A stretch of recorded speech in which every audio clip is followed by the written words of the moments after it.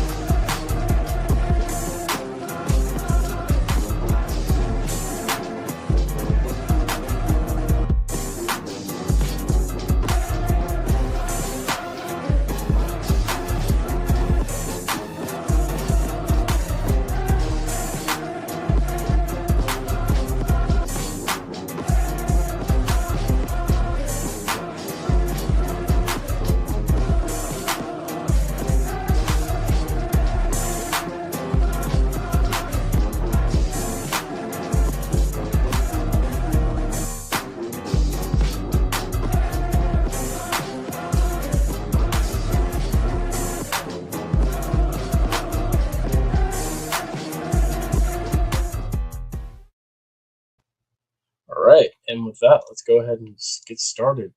So, first thing on the ledger, of course, is this Mississippi Valley FAMU game that's taking place in Atlanta. I know so many people have been speculating and asking about this.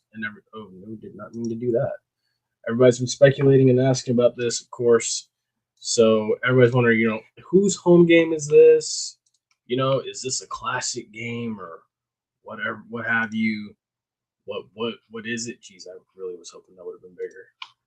Well, anyway, with that being said, yes, this is Valley's home game. I'm gonna leave it at that. This Valley made this decision. We're gonna play FAMU in Atlanta. We're not gonna play FAMU in Itabena. We're not gonna, FAMU has their hands are clean in this. This is the Valley's doing. Also, fact: FAMU and Valley have only met 2 previous times on neutral sites. The previous one was 1990 in Jacksonville. The previous time before that, 2013 MEAC Flag Challenge. FAMU won both of them actually. The most recent one, FAMU won 27-14. But, obviously the narrative is the narrative. Last year, these guys beat you on your home field. They ended your home winning streak, and they ended their, 20-something game losing streak. So now it's a little bit personal. Not to mention, they just hired an excellent coach in Terrell Buckley. So, there's a lot there. Terrell Buckley, ex-FSU defensive back, star FSU defensive back. Colsey, another star FSU defensive back. both of them linking up, going at it as coaches, trying to outwit the other. And then, with that, Terrell Buckley bringing a lot of talent to Mississippi Valley. So there's a lot there. At the same time, too, you're trying to avenge a loss. Yeah, it'll be interesting to see. But again, the thing of, and I know people constantly go at it over and over and over again of, oh, FAMU doesn't bring fans to Ida Bena, or oh, Valley didn't bring fans to Tallahassee, which honestly, quite frankly, if we're going to be honest, I didn't even know Valley had fans. I'm going to be honest with you, because you don't see them because they don't win. Nobody claims them because they don't win. Well, I know one. He coached me in Little League. But besides the fact, still, it's just, for me, I'm just like, why would Valley sacrifice a home game? That's the part I don't get still. Because it's like, yeah, you beat FAMU a year ago, but why move this to a larger setting? And then you do it in FAMU's backyard, where a large majority of their alumni are. And yes, FAMU alums are going, the FAMU faithful are going to show up for this. So I don't know why you would do this in a sense. If you're Valley, I mean, it's fantastic from FAMU's perspective. Honestly, I'm hoping I can find a way to go to this too, because just because of the fact that it's in Atlanta and this is a big deal, and it's a lot riding on this game because of what happened last year, and now you want to see if the payback's intact. So, again, it's a lot of interesting storylines there, but again, I'm expecting a larger turnout of FAMU faithful. I'm not really expecting a lot of Valley fans to show up to this. They bring in their band, of course, but I mean, it's a neutral setting. I would expect that to happen. Now, the other thing too that's been going on recently is FAMU did sign a quarterback, and Jet Petty is the new guy at the helm now.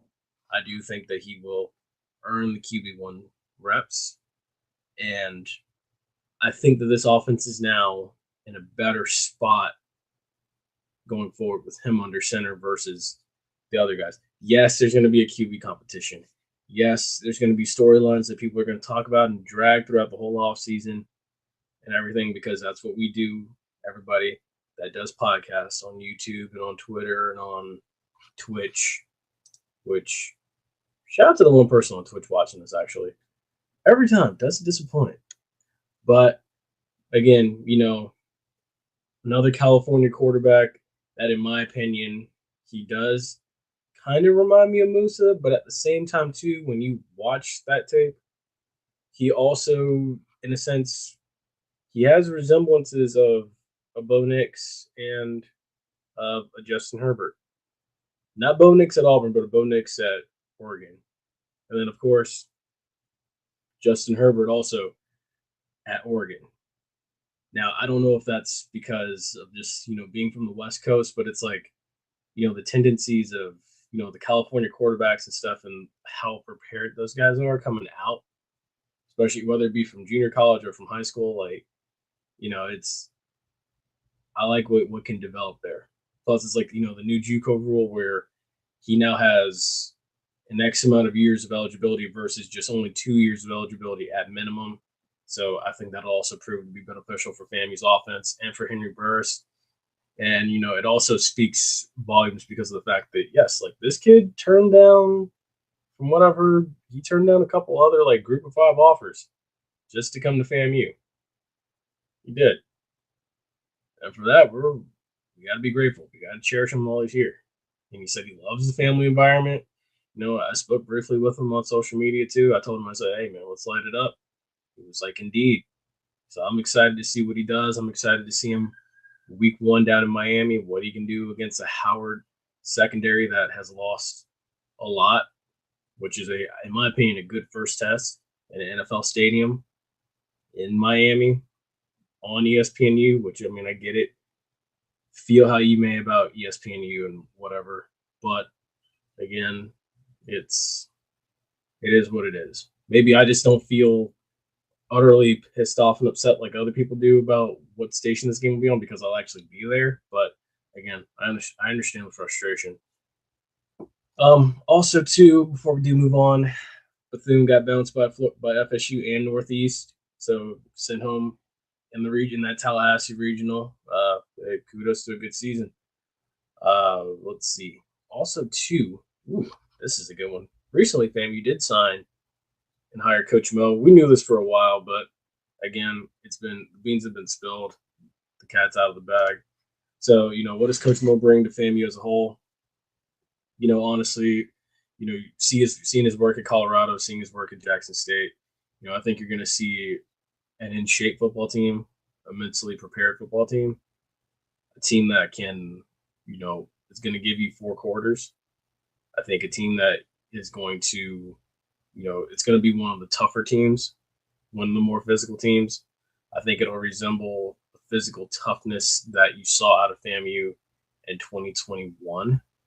But after COVID and stuff, because basically, Willie Simmons and Cole Forney, they spent the entire 2020 and 2021 offseason just emphasizing these guys getting bigger, stronger, faster. I think you're going to see that in one offseason with Coach Mo. Because, look, if you look at the work that he did with Jackson State and with Colorado and how prepared he had those guys, yes, I get it. A large portion of it is the style of athlete that Dion was bringing in, but also too, it's got to be, you got to give strength coaches their credit. You do. I say the same thing about even when Nick Saban had Scott Cochran at Alabama. Yes, Nick Saban is a great coach, but at the same time too, the championships are won in the offseason. And who's mostly 100% of the time with these guys in the offseason? Strength and conditioning coach. What made Alabama so special? What separated them from everybody else? Scott Cochran. What can help FAMU? What can help separate FAMU from everybody else? Coach Mo.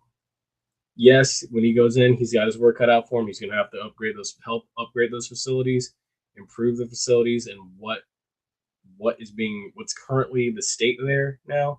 And I think he will improve it. But again, this is the time of the year when championships are won. So, faith, trust, and belief in Coach Mo. I think FAMU landed probably one of the best strength coaches in the country. This man could have gone anywhere else, could have probably stayed at Colorado, which, talking to some people, I'm just like, everybody's like, why would he leave Colorado? Hey, you don't question blessings. So I'm grateful. So I'll take it. Hearing the news of him and Jet Petty within 7 days of each other, I'm all for it. All right. With that, let's go ahead and switch on over to the NCAA. So Super Regionals going on currently. So what also is going on right now is the schedule for the Super Regionals recently came out, and so we've got a whole plethora of of games that are going to be going on here.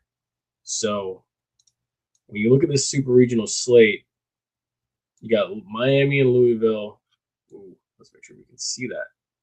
Yeah, Miami and Louisville going at it in the Louisville Super Regional. Saturday, June 7th, get in Corvallis. That's interesting. I always thought they did this regionally. Why is Florida State going all the way to Corvallis to play Oregon State? I don't get that. But anyway, yeah, Florida State playing Oregon State in the Corvallis Super Regional. And you have Arizona. Wow, surprised they made it. Arizona State playing North Carolina in the Chapel Hill Super Regional. In the Auburn Super Regional, you got Coastal Carolina and Auburn. And then the Los Angeles Super Regional, you have UTSA and UCLA going at it. Murray State, that was incredible. It's upset Ole Miss. They're going to the Durham Super Regional against Duke, who I did not know had a good baseball team, interestingly enough. And then you have West Virginia going to the Baton Rouge Super Regional to play against LSU. And then the Fayetteville Super Regional, Tennessee and Arkansas. I'm going to be real, if you had to add, if I tell you right now who I think is a favorite in all of this, looking at it, I'm gonna go LSU. LSU is just one of the. I mean, yes, the SEC's had a really tough run recently in these regionals, very tough. But again, I mean, considering yes, Oklahoma lost to UNC, Florida lost to ECU, Vanderbilt lost to I forget. Oh my gosh, who did Vanderbilt lose? Jeez, I should have put that in. Well, it's fine. Ole Miss lost to Murray State, Georgia losing to Oklahoma State, Vanderbilt losing. Oh, that's a Vanderbilt lost to. Duh. Wright State. And then of course, Tennessee, Arkansas, and LSU being the only teams out of the SEC to advance. So, I mean, hey, guess I can ask this now. Has the mighty SEC lost its grip on baseball? As a collective, I would say yes, they have. I think so. Because it's usually year in and year out, you would see a Florida in there. You would see a Vanderbilt in there. Now, granted, I expected LSU to be here. I expect that. I did not expect Auburn to be here. If you had told me Auburn would have been the Super Regional, I'd have been like, yeah, my money's more on Alabama. But again, doesn't even seem like Alabama didn't even make it to any regional really, from what it looks like. I don't think. But again, it's neither here nor there. Like, yes, I do think they've lost their grip as a whole on college baseball. I think they have a few of the superior teams in this tournament.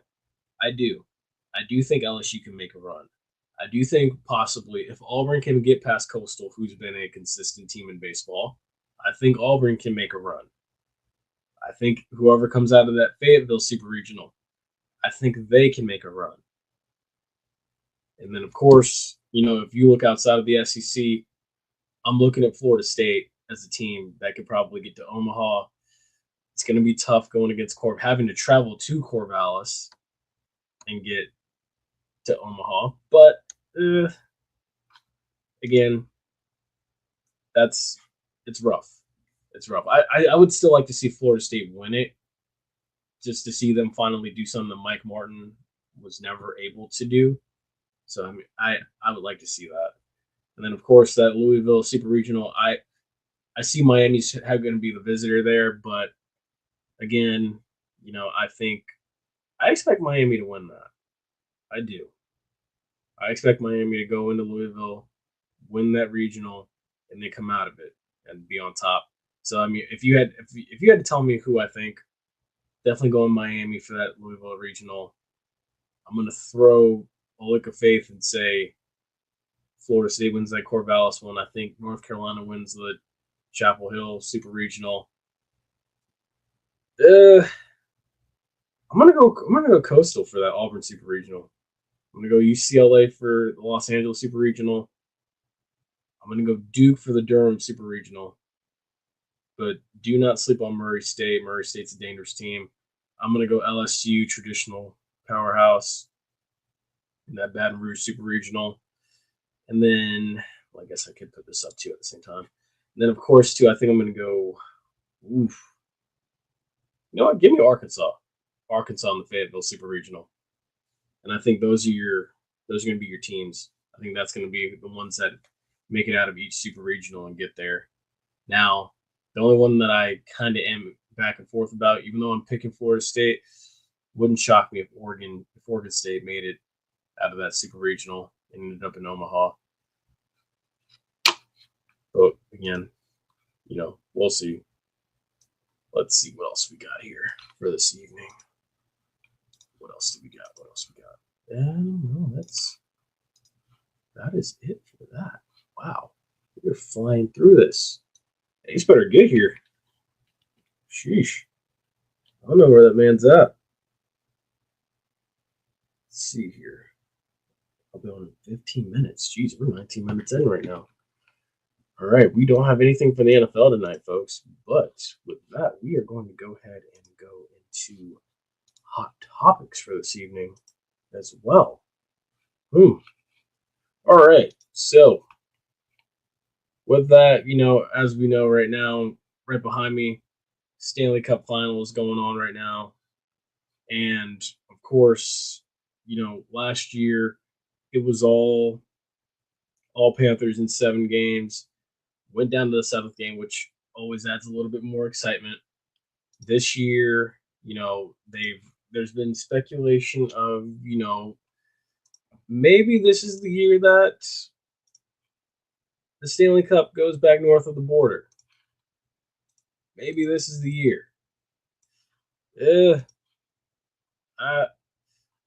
I'm losing. I'm trying to remain optimistic about that, but I'm somewhat losing faith because I do feel like Florida's just a super strong team right now. I really do, and I don't have that much faith that you're going to see the Oilers kind of hold them off. Now, I will say again, fate is on the Oilers' side with a little bit of history, and it's right before your eyes. So, Wayne Gretzky, he lost his first Stanley Cup to the New York Islanders. Came back the next year, won his first Stanley Cup against those same Islanders the very next year. And then, of course, the rest is history. This man basically won an insane amount of Stanley Cups. I can't even tell you how many. Basically, the Michael Jordan of hockey, essentially. And then, of course, again, it happened the second time. Sidney Crosby lost his first Stanley Cup appearance to the Detroit Red Wings. Comes back the next season, wins it against the Detroit Red Wings. And now you've got Connor McDavid, who in his first Stanley Cup appearance loses to here we go. Connor McDavid loses to Florida last year. 7 games. Fast forward to a year later. He's got a shot. It starts tonight. Which honestly, heck, let's see if we've got a score update. I don't even know if has the game started yet. And would you look at that? We already got a score update. So at the moment, it is currently Edmonton 1, Florida nothing. 18 minutes and 1 second left to go in the first period. So, okay. Speaking of Connor McDavid, they're already off to a good start. And also, too, at the same time, is this game in Edmonton? I think it's in Edmonton tonight. Yes? Yeah, it is. Oh, wow. Ace finally made it. Hold on. Hold on. I am here. Late, but whatever. You are just in time. Yeah. Well, I guess, yeah, you're just in time. Oilers just scored anyway, but I had some stuff I had to take care of, and then I had to remake up my whole setup re-rig the whole setup. It's all good. It's all good. No, I was just basically going through right here. History might be on the Oilers side.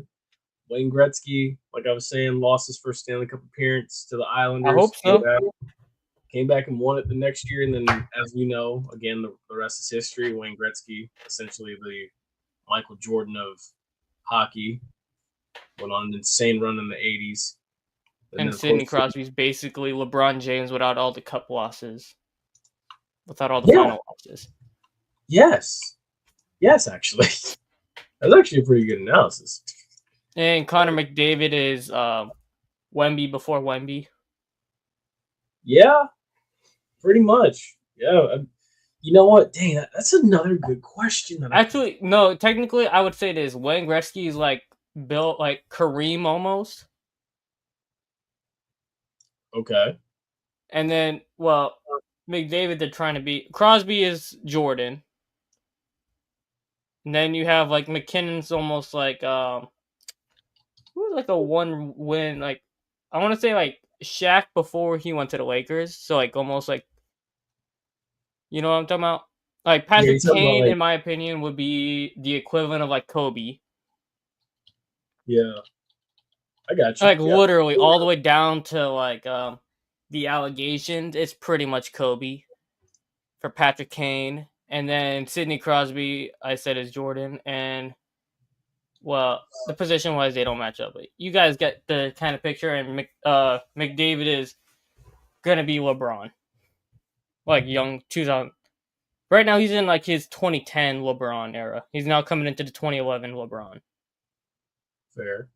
It's actually interesting. He was actually the last one off the ice last year when the Panthers won it last year in Game 7. He just like stood there and like greeted all his teammates as they came off the ice, and I was like, oh, okay, there might be a little something here. So let me ask you this now: can Connor McDavid bring the old glory of Wayne Gretzky back? Well, I'm gonna say that if it is like that, he's gonna be out of Edmonton very soon.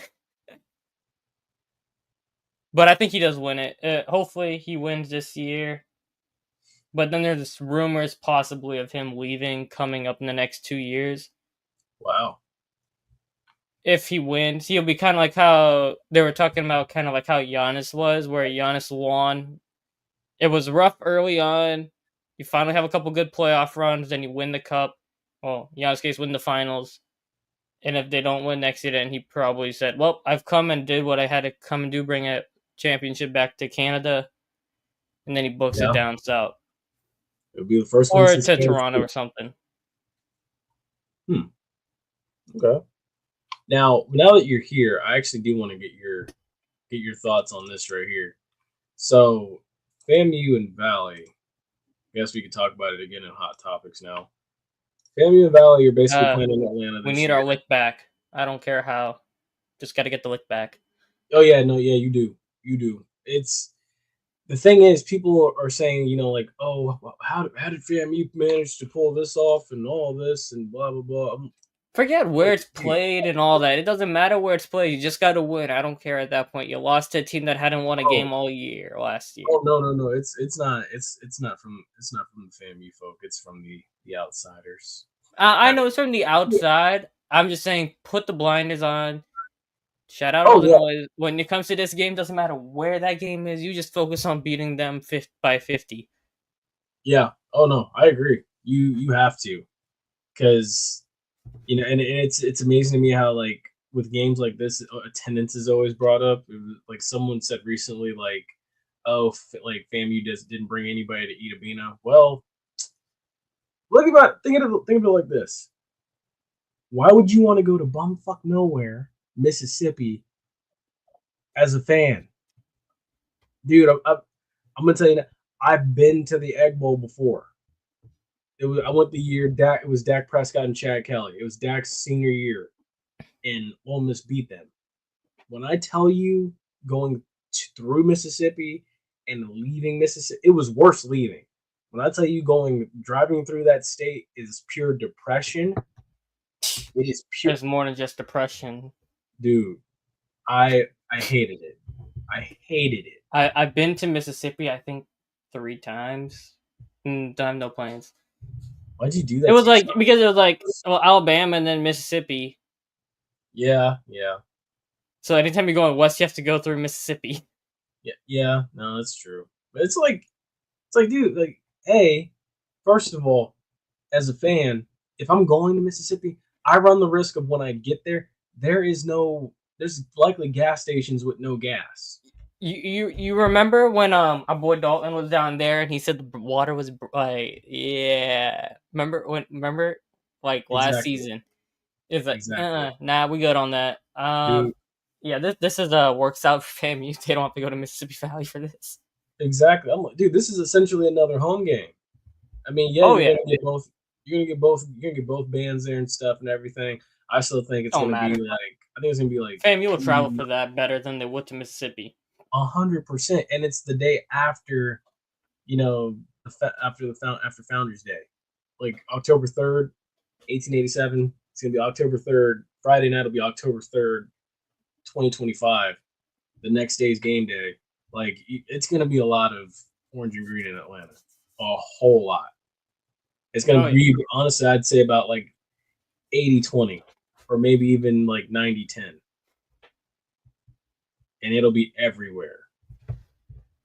So, I'm like, geez, people love to talk about attendance in this damn conference, dude. Their butt hurt.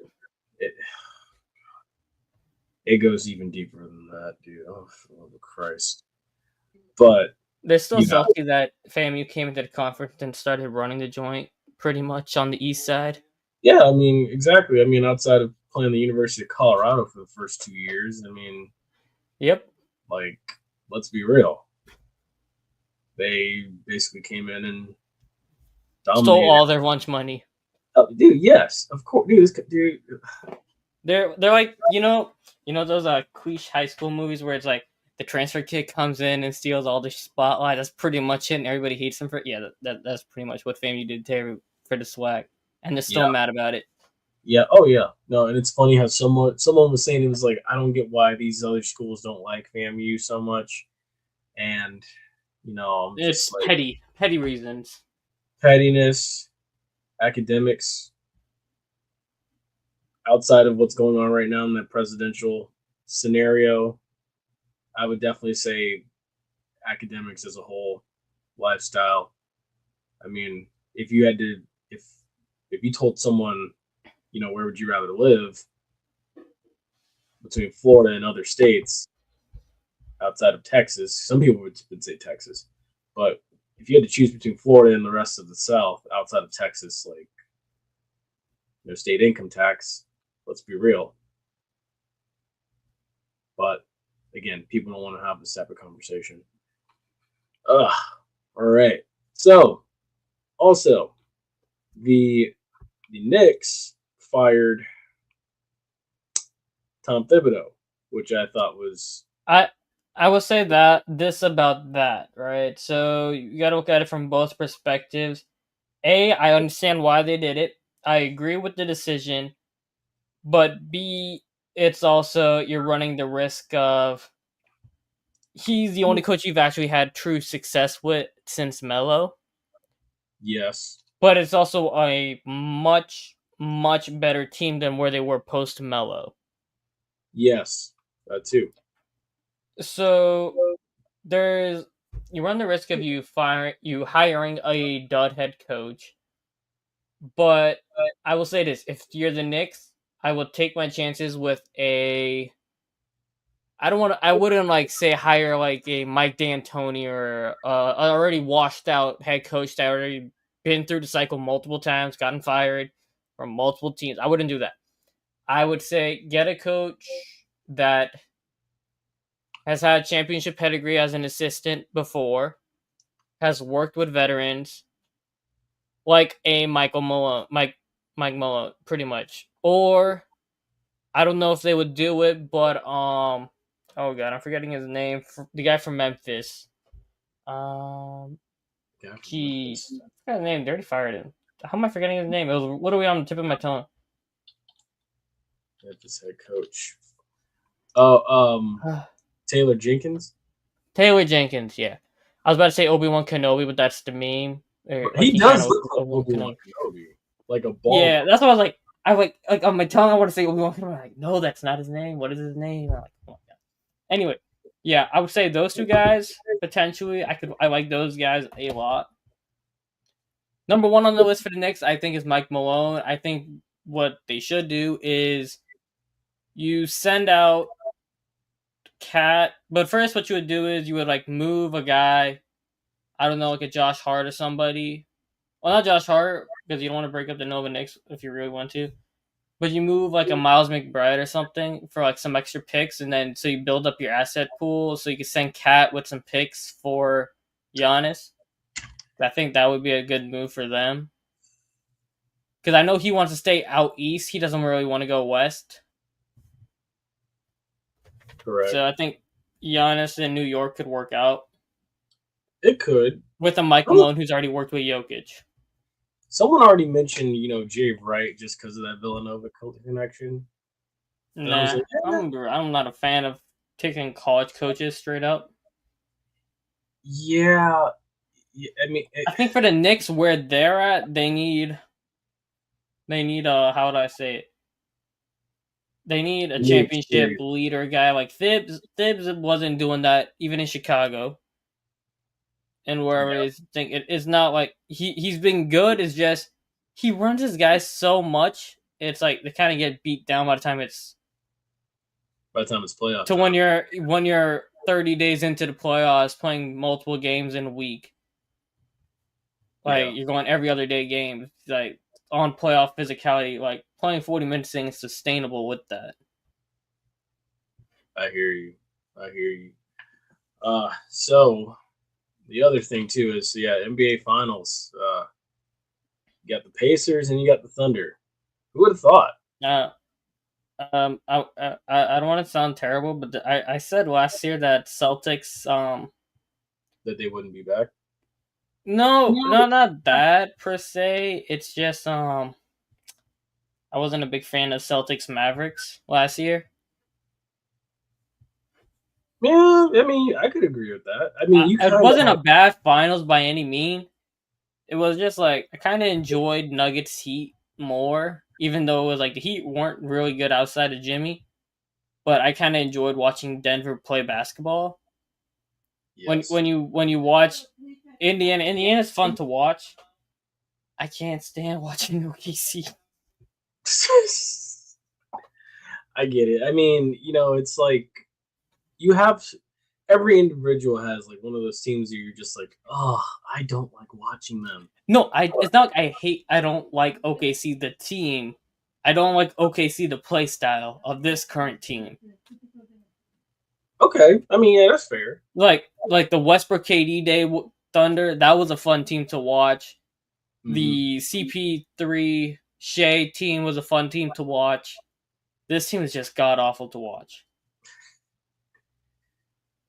Yeah, I don't know if it's because of the personalities or just the free throws or like they play defense really good. I don't fault them for that. It's how they get guarded on the offensive end and how teams have to defend them is what annoys me. It's funny how the way you feel about the Thunder right now is how I used to feel about the Spurs with Tim Duncan, Greg Popovich. No, don't even compare the Thunder to the Spurs, man. Like Thunder was fundamental of basketball. Wait. They just clinically destroy you. I'm not comparing it like that.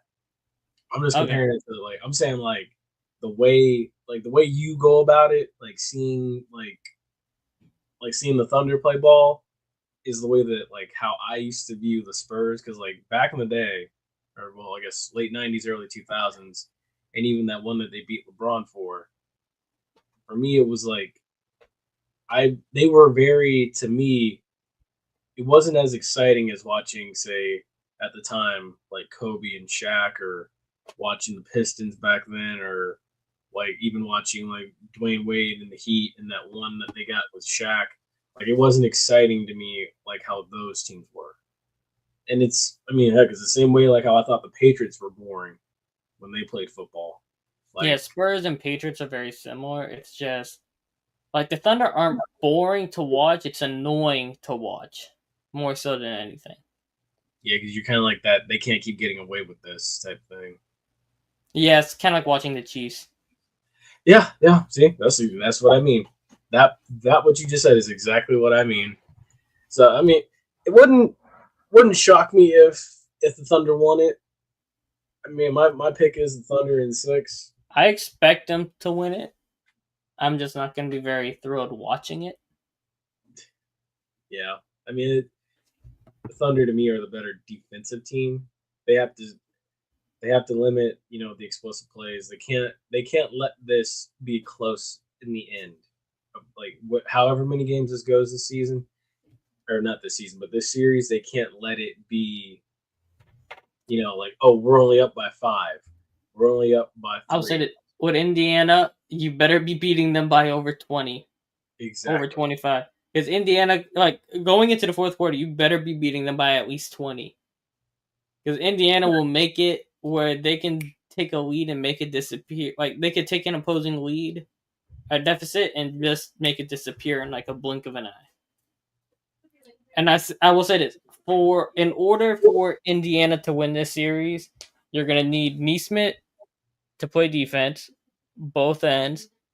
He's going to have to play both ends. He's going to have to shoot the lights out. And you're going to need Pascal Siakam to play like 2019 Pascal. Like, he was good against the Knicks. You're going to need him to be 2019 Pascal Siakam.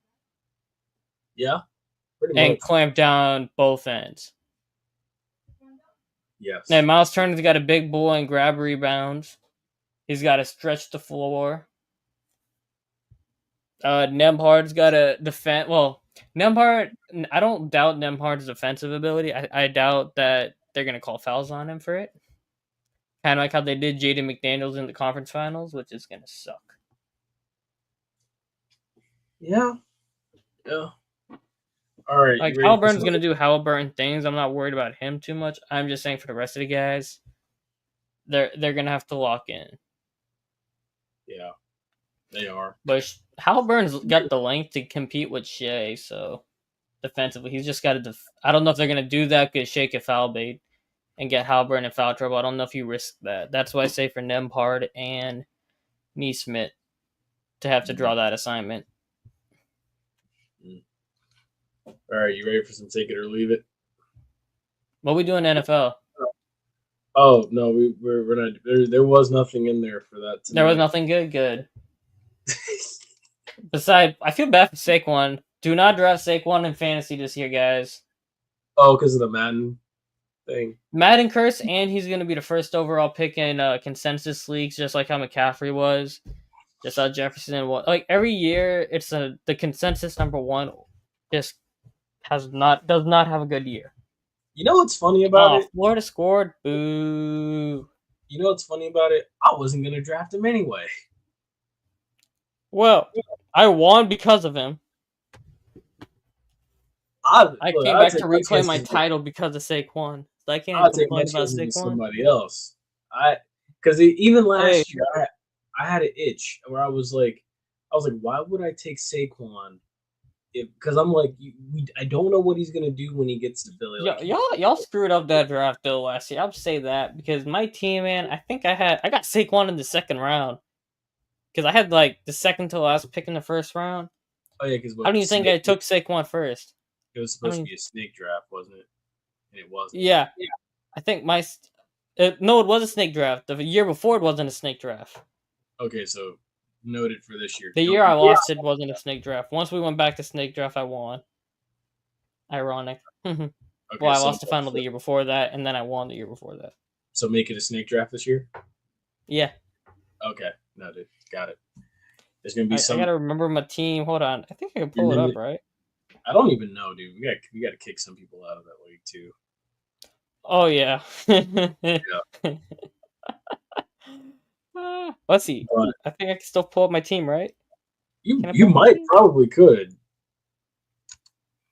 Right. It's just loading really slow. Oh, it has. Let me see. Can I pull up history? How do I see history? Some take it or leave it while he's pulling that up. So all right, pull up the history while I find it. Take it or leave it. Oh, they scored again. My bad. Hold on. Panthers scored again? Yepper. Oh, that's the issue with them. They score so bloody fast. 7:20 left in the first period. Panthers are up 2-1. Over on TNT right now. All right. So, that being said, take it or leave it. First one for the night. The SEC is not the superior baseball conference we think it is.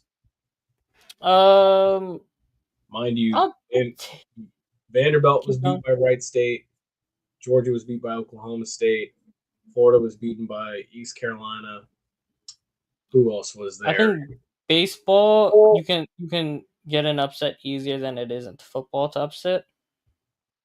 Yeah, easier than basketball too. Oh yeah, Oklahoma was beaten by UNC as well. You just need one hot pitcher. That's pretty much. If you get a hot pitcher, you got a chance. Yeah. But I'm gonna take this one. I already think that I already laid out my picks for the super regionals. I took it. Oh, okay. Yeah, there you go. But yeah, mine are. I'm going Miami out of that Louisville regional, UCLA out of the Los Angeles one. I'm going to throw up a prayer and say Florida State wins the Corvallis one. I think Coastal wins the Auburn Super Regional. I think Arkansas is going to win the Fayetteville Regional over Tennessee. I think LSU wins the Baton Rouge Super Regional. There was another one. Oh, yeah, North Carolina, I think, is going to win the North I Carolina beat Super. Dalton in it. I just don't remember the team. I know I had Malik Neighbors. I got him in the 3rd round. I wonder if it was Garrett Wilson I took in the 1st round. I have no idea. I know I had Lamar and I had Baker. You know what it is? I think I actually did take Garrett Wilson in the 1st round, and I benched him in the final because I had Malik Neighbors and you know what it is? I started what's that guy's name from the Chiefs? The rookie Xavier Worthy. I started Xavier Worthy. I Oh yeah, started Malik Neighbors. Xavier And Worthy didn't even really do much. yeah, he Well, did. He had fantasy like 20 wise, points. 20 fantasy points toward the end of the year. He was good. yeah, 'cause he started getting involved more. Let's Once see. I find a photo of the screen, I have a screenshot of the team somewhere.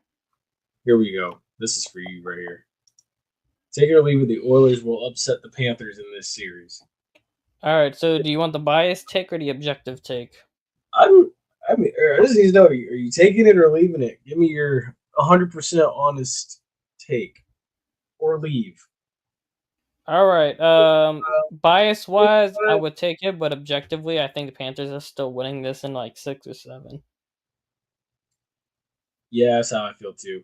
That's why I'm like I I'm leaving. don't like it. I'm not a very big fan of it, but Brian Thomas Jr. was the other guy. I started Brian Thomas Jr., Xavier Worthy, and Malik Neighbors. Young nucleus, not bad, not bad. And running back, I kind of just winged it. I think J.K. Dobbins or somebody like that. That's still not a bad pick. That's not. All right. Anyways, figured that out. Let's see. Take it or leave it. The Pacers and Knicks will go 7 games. That's old. No, this is Pacers and Thunder. Pacers oh and my Thunder. gosh, jeez. He's Well, trying to argue. That's the God. funny part too. Jeez. I'm gonna leave that too. I don't think it goes 7. I think it's gonna be a 5 or 6 game series. Most likely 6. There we go. That's better. Yeah, there we go. Sheesh, dude. I think part of it is because like you don't see the Pacers and Knicks just get to the conference finals every day. You just don't. Let's be real. I'll add It this on happens- top of it too, but it's like kind of like It's like a comment. if the Thunder win this series in 5, we got to give flowers to Jokic, man, because I don't know how the hell he dragged the I don't know how like him and Aaron Gordon, because they dragged that Thunder series to 7, and if Aaron Gordon doesn't blow his hammy, I think they win that game. Probably. I thought the Nuggets were gonna win it because I really like. Honestly, I went back and looked at a previous note I had put for take it or leave it, and I was like the Cavs and the Thunder won't make the finals. The Cavs ended up getting bounced in the 2nd round, and then of course the Thunder found a way. But I was like, I was never sold on the Cavs. I don't know. The Cavs just me neither. It's just I don't know. It's like for me, unless LeBron is on the Cavs, I have no faith in them at all. Truthfully speaking, I have no faith in any Cleveland professional sports team to win a championship outside of the Cleveland. Well, I have to say Guardians now. Outside of the Cleveland Guardians, I have no faith that there's truly any professional Cleveland team that can really win a championship. But you know, it is what it is. All right, let's see where we at. Oh, here's a good one. Take it or leave it. FAMU will be picked to finish 2nd in the East come SWAC Media Day. like the media thinks they finished 2nd. Yeah, like the media is gonna probably pick them to finish 2nd. I feel like So who do they got finishing 1st? it's gonna be Jackson State. I think in 3rd place it'll be Alabama State. If I had to really like take a guess. So what did you talk about with the Jet guy? Oh, that I think that he was the top JUCO one of the top JUCO quarterbacks statistically coming out. He also, coming from a state like California, they know how to basically, breed quarterbacks. They know how to prepare quarterbacks coming out of high school, At the same time, too, you have to think as well. When I look at his film, and I mean, even if you want to look at it, we can look at it here. Let's see. Actually, yeah, let's do that. Yeah, I'll take a peek at it. I'm gonna still take this. I just wanted to double check him because When this I competition is gonna be very interesting. when I watch his It's highlights, different. it to me it reminds me a little bit of Musa, but at the same time too, I look at him and the way that he's able to climb the pocket, and I see okay, I don't think that's Well, Daniel Richardson did not know how to climb the pocket. that exactly. And when I look at him, I see someone that like it resembles. Okay, is it gonna pull up? Okay, don't want that one. Jeez. Whoops. Okay, let's see. Can I zoom in on this? Let's see here. All right, there we go. Okay, so here we go.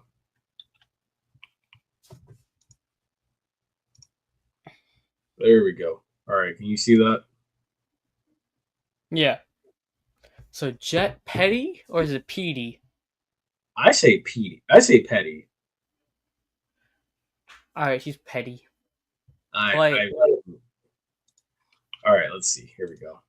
But yeah, when I look at his highlights, it reminds me of. Geez, where's this? Okay, there we go. When I look at it, it reminds me of, like a Bo Nix. It reminds me of Ooh, that's a good throw. oh my gosh, Justin Herbert. Like but like Bo Nix at Oregon, Bo Nix at Oregon, Justin Herbert at Oregon, and it's like a little bit of Musa. You know, good I would touch. like it if the ball had a little more ping on it, but it looks pretty good. Kind of like feels Yeah, like it's no, sitting in the air. It's not yeah, moving on a almost. line, but he's pretty accurate with it to compensate, so it's not bad. Ooh, that's a good one. Yeah, putting it on a dime right there in the corner of the end zone, climbing the pocket again, finding a guy But a lot of these throws are off balance, which would explain the little floatingness in it. But if he steps in just like like that one. that, almost perfect touch. It's a lot of touch throws with him. It's not bullet. That's a good play. Oh, multiple volume. All right. Yeah, I mean his receivers know how to win the one-on-ones too, which I mean that's part of it too. I mean when he throws these and stuff, I mean it's going to be up to the wide receivers. You got to win your one-on-ones. That's I think he excellent. can be it. Who are the other I think he guys? can. You I had think. a couple transfers, right? Say again. So what's the entire quarterback room now? The entire quarterback room is you have R.J. Johnson, you have Tyler Jefferson. Well, R.J. Johnson came from Toledo. Uh, Tyler Jefferson came from Central Michigan. You have R.J. Mays. You have oh my gosh, what's his name? Bryson Martin, who came from Miami last year, and then um, Roman Purcell, who came from Indiana, and then of course Jet Petty. So you have depth at the position. What's up, Captain Tally? You have I a think depth. You this got year's depth. quarterback room is much, much, much more improved compared to last year. Yeah, it is. You have Mainly because there's no juniors in it. yeah, no. He hit the portal finally. But yeah, you don't have Gina Murtovich anymore. You have now, from what it sounded like, Tyler Jefferson didn't look too good in the spring game. Um, and this was I hate to say it like this, but I mean, it was the backup plan if CJ Montez, not Montez, was it Montez? If the CJ kid from Fordham didn't work out, this was the backup plan. But again, like I was saying earlier this evening, he turned down, I think, a couple group of four offers, like one from Toledo, Miami of Ohio. He turned down a couple of those to come to FAMU. So, I I like what I see in these highlights. But this is why I also think that, like, you can, and I think, of course, up to the media, you're going to probably be picked to finish second because obviously Jackson State's going to be the media darling. They just won the Celebration Bowl. They have three, as I just recently looked it up, statistically, three of the SWAC's leading receivers from last season are all on that roster. You have a returning quarterback returning on that roster as well. Question in the running game, of course, but I mean they have a running back that transferred in from USC, who's a speedster, or was it US? Well, USC and San Diego State, and then that's why I think they'll be first. I think FAMU will be second.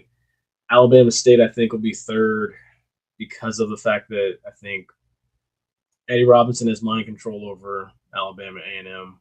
They haven't beaten him. They have not, dude. Alabama State's won the Magic City Classic every year since Eddie Robinson showed up in Montgomery. That was what, 3 years ago? 2 or 3? Oh, this was 2020. This is 2020. That was 2022. He had 25, 20. I think it was 22 or 23. The he ain't SWAC thing happened in 2022. I remember that. Yeah. I'm trying to think. Jeez, but because that was that his first year? I can't. I think it was 22. I'm not sure, but I feel like it was 22. Let me see. Eddie Robinson. Because I remember we talked about it when they hired him, so it couldn't have been before 21. Let's see. So he's been the head coach at Alabama State since 2022. Okay, yeah, because that was his first year. Yeah. Because that infamous incident with Dion happened on their homecoming in his first season when he like basically shoved Dion and said he's not SWAC.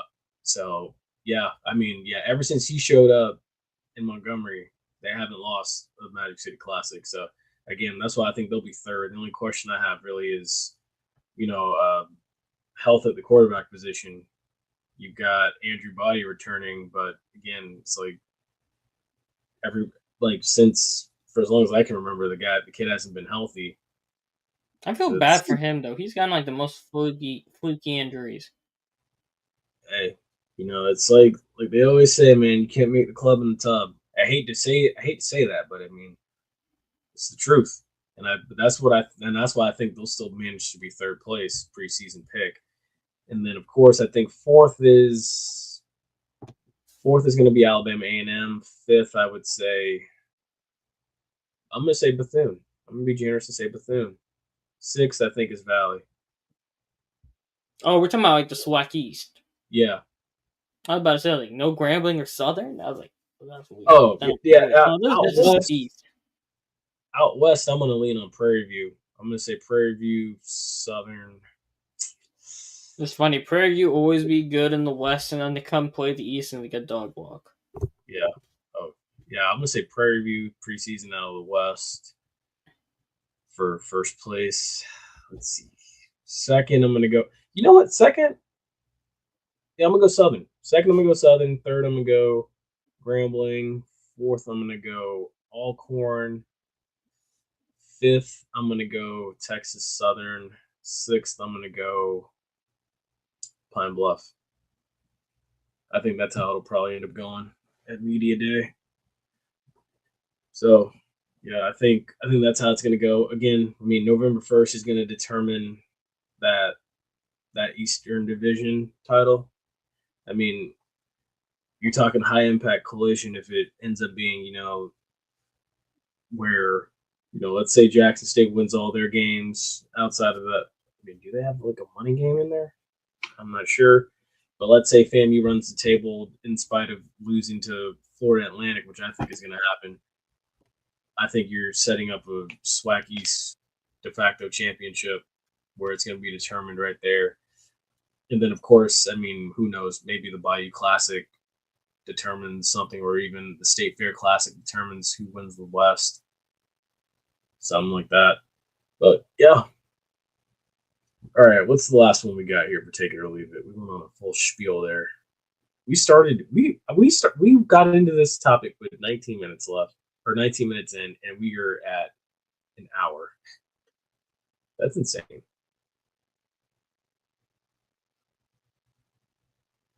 Huh? All right.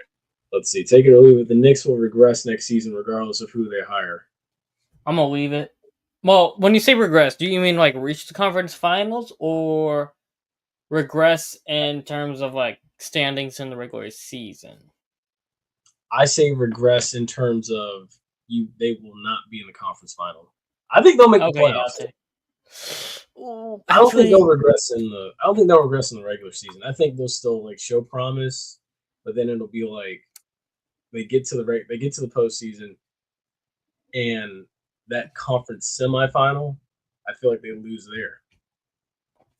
all right. I'm gonna run through this East really quick. Okay, I'll say this: if they hire, let's say Malone, and they trade for Giannis and get rid of like Cat and like Mitchell Robinson or something, Mm. I'd say I can see them back in the Eastern Conference Finals next year. I think Boston is gonna regress because I don't think they're gonna have Tatum and they're gonna have big moves coming. Ooh. Unless, let's say, I think Porzingis and Drew Holiday are gone. If they trade Jaylen Brown and they get another star into who would go with Tatum and hold the fort down until Tatum comes back, then maybe. But I don't think Boston's going to be back in it. The top 6 at least. I think your top of your Eastern Conference probably is going to be some variation of Knicks, Pacers, Magic, Pistons, and the Cavs. I think is your top 5. Some variation of that is going to be the top 5, bearing anybody getting injured. I don't think Milwaukee's going to be in the top 8. I think Milwaukee's probably going to be like a play-in team if they keep Giannis.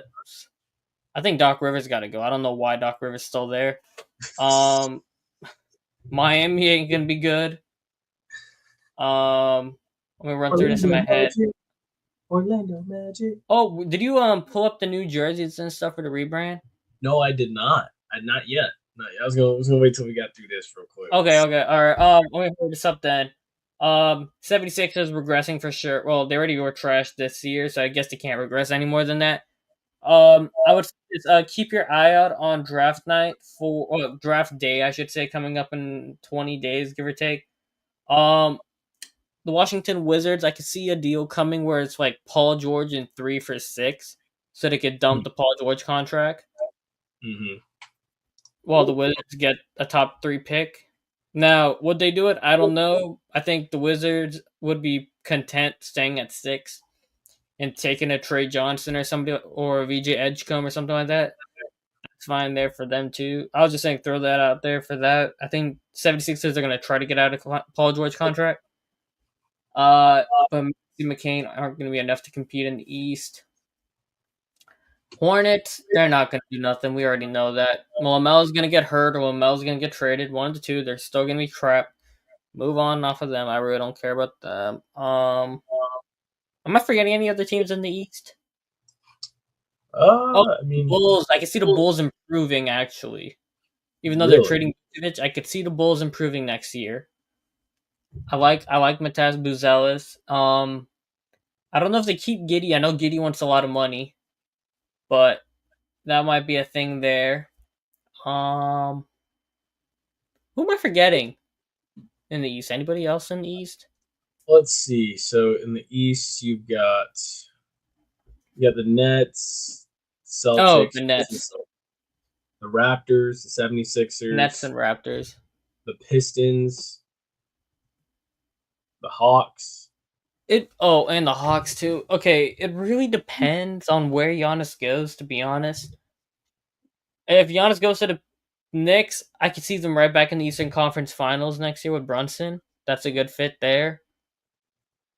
But if Giannis, let's say, goes to Atlanta, I can see Atlanta in the top 4 of the East. If he goes to Toronto, I can see them being top 6 in the East. Because they're most likely going to have to get rid of Scotty Barnes for Giannis in that case. So they're going to lose that. But, I mean, they got Brandon Ingram. They got RJ Barrett. On the Raptors, I really can't say what the Raptors do. But Nets are going to be trash. Not worried about them. So, yeah, pretty much, yeah. I don't think they're gonna regress regardless of who they hire. I can see them back in there. So can I just like pass? Like, can we push this question until like We could push it July? back. We can push it back. Yeah, because I mean, we basically Or pushed back the actually, not Mike even Norvell July. one. Just I'll give you the date. Let me see. I'll give you the exact episode we could bring this question back. Bring this question back on July 2nd. Okay, so Wednesday, July 2nd. Got it. I mean, because we basically Let me make sure because I think let me see NBA draft date. because I mean, we've pushed back the Mike Norvell 7+ win question too. Yeah, June 25th is the draft. So the podcast episode will be on draft night. So I don't know how that's gonna work. So I would say July 2nd. Come back with this question because free agency starts on July 1st. Let's see. Yeah, we can do that. Wait, this is episode 10. Ooh. This is definitely episode 10. I still have this as episode 9.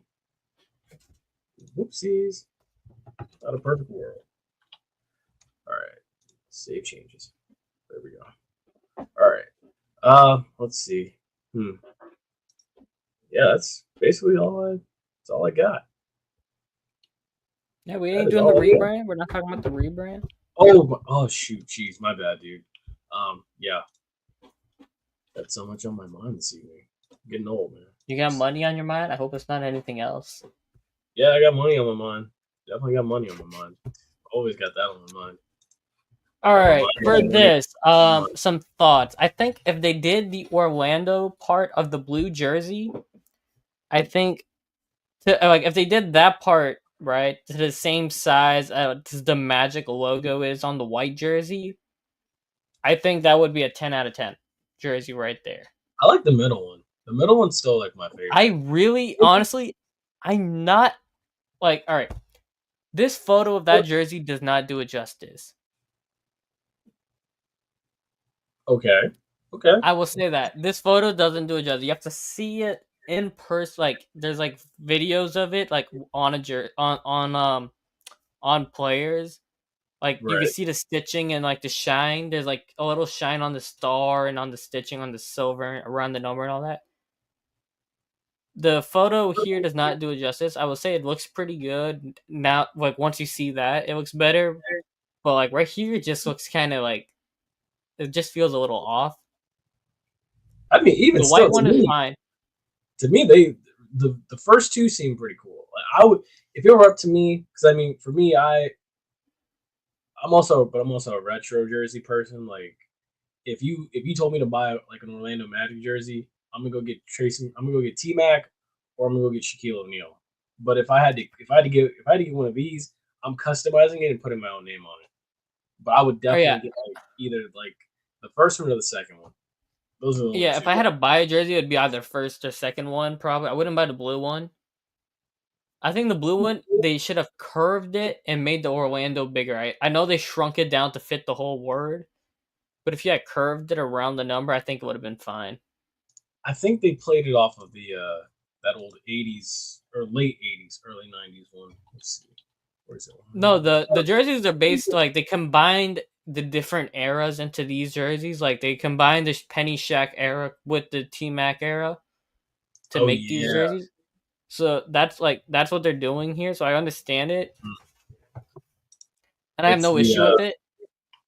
Let's see. Let me see if I can bring this one up. It's a where is it at? Let's see. Where is that one of Horace Grant? Jeez, where is it at? Is it? Sheesh. Dang, how far back do we? Okay, yeah, it's basically it's this one right here. Hold on. Let's see. Okay. Ooh, I did not know it does that. All right, here we go. Yeah, it's basically this one right here. If it pops back up. Yeah. Yeah, it's essentially that one. Yeah, but see, like how the jersey, like the Orlando fits it perfectly. It's like a perfect size. It's like the blue Orlando is just kind of too small in my opinion, and I like this font much better. Yeah, I do too. It's See, this is why I always say like the retro. This is why like for me, like this, I would buy this. This is something I would buy because it just looks like it's more durable if you wash it, whereas that the other one, that newer one, even though it says Nike on it, it says Disney on it, so I mean I know it's a good product. It just seems like it'll rip easily. The stain won't come out of it or something like that. This just looks more durable. Like the jerseys from like the Malice at the Palace and like those old '90s jerseys, you could get in a bar fight with them or anything, get them stretched out, and they were still good. I don't know. I just feel like The they could jerseys have had if they nowadays, had a solid black, like an all black uniform, or a solid all white, like as in like an alternate jersey. I think that would go really cool too with it. oh But the yeah, the pinstripes is one part of the actually, history, it's so I funny get that you it. say that. I actually have that black jersey you're talking about. That I have the Shaquille O'Neal one. Like, Mm. hold on, where is it? Let me see. Let me see if Because I they can changed the show court too. The you. court's blue now. Like it's all blue. So when you watch it, like I can easily see a playoff game where they're wearing those blue jerseys with the blue court and the blue towels, like in a playoff game. That's going to be a great atmosphere. So Yeah, you can have that one there. I can see that happening. I could see that being Or with you the can have a Seahawks when whiteout, they wore kinda, it. but the court's not white, so I don't know how you're gonna do that. Oh, this is gonna be like the Seahawks when they wear those like lime green jerseys. I feel like. Nah, it's not that ugly. I mean, no. I mean, okay. I'll be real with you. I'm like in the minority that thinks like the Seahawks lime green jerseys are pretty cool. I'm in the minority. No, they weren't bad, but they weren't like wow. They didn't match the helmet. The retro Yeah, they. blue green ones they have are better. With the silver helmet, I prefer those. Yeah, no, I do. This is why I say everything that's retro was better. Everything that was Yeah, because retro. there's more creativity in the 80s and 90s than there is in the 2025, where it's just minimalistic nonsense. Look at McDonald's, bro. You look at a 90s McDonald's to a 2025 McDonald's. The yellow Wendy's was better. Wendy's was better when it was yellow. I'm telling you.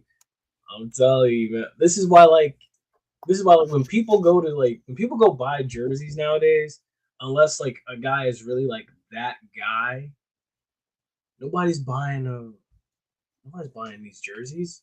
Everybody, what do you see when you go into like a when you go into a Lids locker room or when you go online and look for a jersey? Like you're gonna go buy the jersey from your favorite player from the '90s. People are gonna go buy like a Karl Malone jersey or a Clyde Drexler jersey before they go buy a Giannis jersey or a Jokic jersey.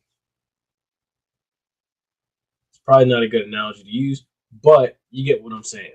People are gonna go buy the retro jersey before they buy the modern day jersey. So I know I would, at least. My only issue is if you go to like a Dick's Sporting Goods or a Lids in Tampa, they don't have any Magic jerseys. Which is crazy. I know what you mean. It's annoying. It's just like really. You got to go on. You got to go on Fanatics and go look at the hardwood classics.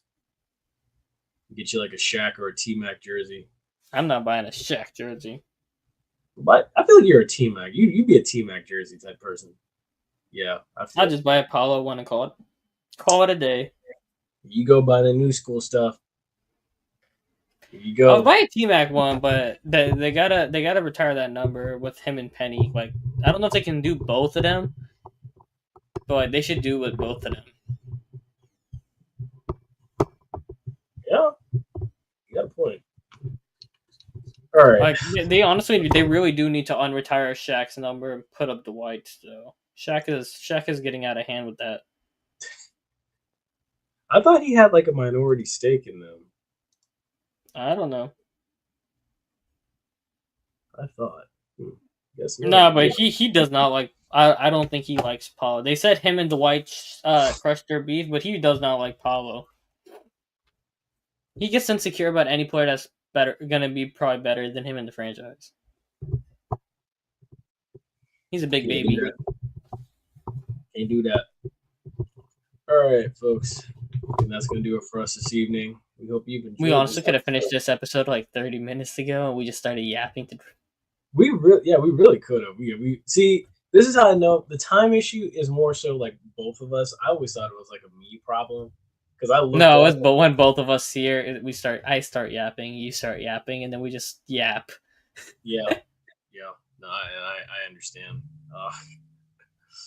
But good episode tonight, man. This was fun. Time flew by without even really recognizing it. Like we just looked up. Yeah, I just came like 30 minutes late.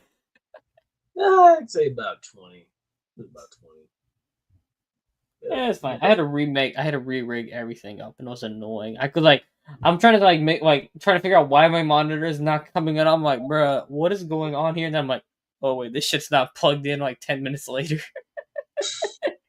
they unplugged it, and I'm like, bruh, are you kidding me? Jesus, bro, I hit this power button like 5 times, and I'm like, why is this shit not coming on? I checked my laptop, and I'm like, bro, the display like set to extend, right? Yeah. Like, why is this not coming on? I'm like, oh, wait a minute, this shit's not plugged in. Oh my God. All right, folks. Thank you so much for joining us this evening. We hope you've enjoyed this as much as we've enjoyed bringing it to you. As always, make sure you like, share, and subscribe to the channel and everything. We'll be back next Wednesday, of course, with another episode. You know what? We're going to try to get a guest on. Let's shoot to try to get a guest on next week. We've been doing a better job this season getting guests on, so let's try to shoot for one. I'm gonna shoot my shot with another guest. I had to go make a whole new account, so we shall see how that goes.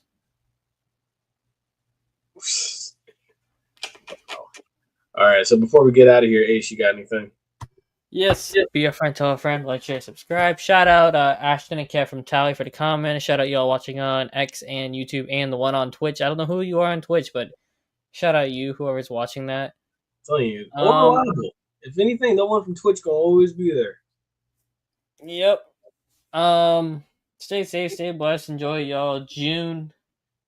It's funny, we get no rain in Florida between April and May, and come June, bang, rain comes every day. Literally. Not me complaining though. I'm not complaining about the rain. I'll take the rain. I can't go exercise outside like I want to. But you just can't go outside and do anything. Yeah, I know. I can't go exercise outside like I want to. Can't even go hoop. Yeah, I know, literally. All right, folks. Anyways. Take care. Yep. Good night.